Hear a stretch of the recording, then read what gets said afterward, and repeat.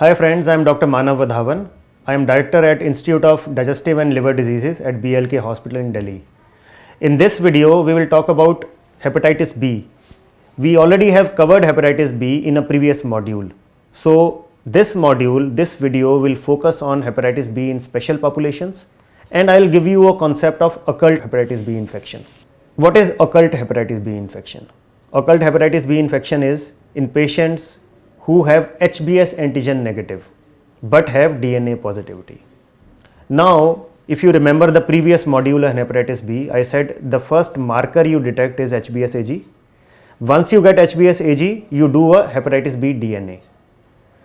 There is a distinct concept of occult hepatitis B infection. That means somebody who has previously compromised immunity, the patient may not form S antigen on exposure to hepatitis B. So the first marker in such scenarios is not hepatitis B surface antigen but hepatitis B core antibody. I will talk about whom to check for core antibody. There is a specific population. We don't need to check core antibody for all the patients. But first we will discuss special populations. The first special population which we are going to discuss is hepatitis B in children. I briefed you in my previous module that children usually develop chronic infection. Children usually do not require treatment. That is why it is a special population. So you will find children who have hepatitis B who have a very high hepatitis B DNA, but we don't treat them. Why? Because they don't usually have inflammation, they don't develop fibrosis. So please check, if you detect hepatitis B in a child, please check for inflammation. That means by doing a liver function test whether they are normal or not, and do a elastography to look for fibrosis. I can tell you 95 to 99% of children with hepatitis B will not have either of these two abnormalities. So you don't treat them. They only require treatment once they reach adulthood, maybe in their 30s or in their 40s when they start developing inflammation. The second special population I thought I'll discuss today is co-infection. That means co-infection of hepatitis B with hepatitis C and co-infection of hepatitis B with HIV. Now, HBV, HIV have same mode of transmission. It is parenteral transmission, so they often coexist together. The good part is many of the HIV medications have activity against hepatitis B also. So all you need to do is the heart, the highly active antiretroviral therapy which you choose should have at least one drug which is working against hepatitis B also. The commonest one is tenofovir. It is a part of most of the regimens and it works very well against hepatitis B. So if you have a HBV HIV co-infection, choose a heart regimen which has tenofovir. Then hepatitis B and hepatitis C co-infection. That again is important because both the route of transmission are same. They can coexist together. If you are treating a hepatitis B patient who has HCV RNA positive, treat both. If you have treating a hepatitis C patient who has hepatitis B DNA positivity, treat both. It should not, the decision of treatment should not be based on whether somebody has a high DNA or a low DNA. In case of co-infection, if you have DNA positivity, you should be treating both hepatitis C and hepatitis B. Now let's come back to what we talked about, occult infection. So why is occult infection important? Occult infection is important in those subgroup of patients who are immunocompromised. That means somebody who has already a cirrhosis, somebody has chronic kidney disease, patient who is undergoing chemotherapy for some reason, or any other malignancy which can be immunocompromised situation.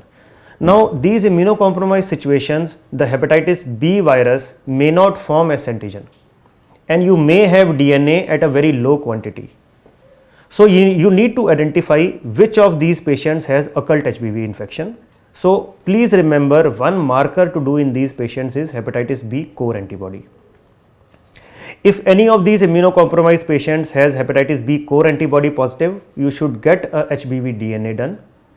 And if hepatitis B DNA is positive, that patients need treatment. Again, irrespective of the level of DNA, even a small DNA value is important in these patients, they should be treated. So all high risk groups like chronic kidney disease patients, malignancy patients, myeloid leukemias, cirrhosis patients should get core antibody and DNA, and if they have small amount of DNA, they need treatment.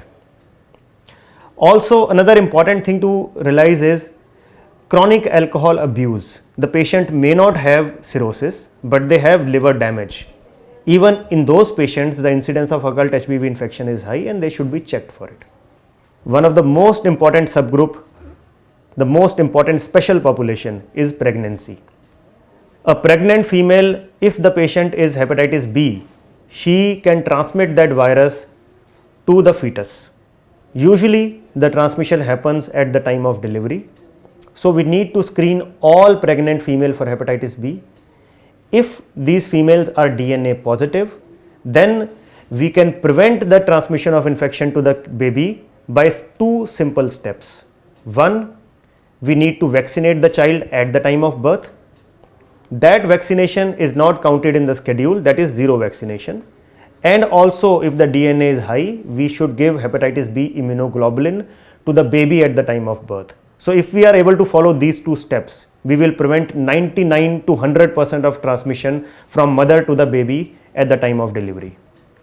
Finally, we healthcare workers, doctors, nurses, physicians, laboratory workers, dialysis workers, we are exposed to infection. So all of us should be vaccinated. If you are a healthcare worker, you must get yourself vaccinated. And please remember, in addition to vaccination, you also need to check for anti-HBs antibody titers. For a paramedical worker or a medical worker like me, the prescribed anti-HBs antibody titers are more than 100 milli-international units per ml. We should get vaccination, we should check for our anti-HBs antibody titers. At least once in our life, we should document a titer above 100. If you have achieved that, you are immune against hepatitis B. With that, I will finish that video. Thank you.